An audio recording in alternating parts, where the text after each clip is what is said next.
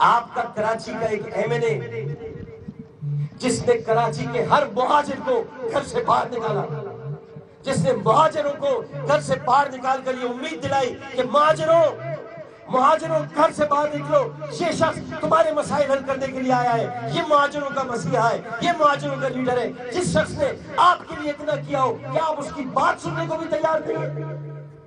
ये लोग समझते हैं कि मैं पीटीआई छोड़ दूंगा। इनके ज़हन में रहना चाहिए कि मैं पाकिस्तान तहरीक इंसाफ छोड़ने वालों में से नहीं हूं। इनके ज़हन में रहना चाहिए, इनको याद रखना चाहिए कि जब मैं इमरान खान को अपना लीडर मान चुका हूं तो लीडर मान चुका हूं।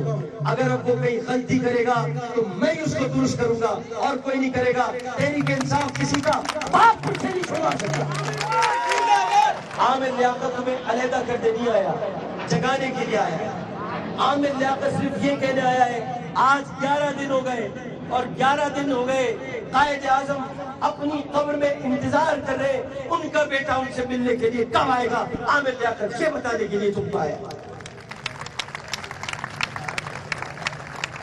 आमिर लियाकत ये बताने के लिए आया है कि कराची की 14 नशिस्तें, ये कराची वाले इनका शुक्रिया अदा करो, फैसलाबाद वालों का शुक्रिया अदा करो कि कराची और फैसलाबाद ना होता तो आज हमारा इमरान खान वजीर आजम ना होता।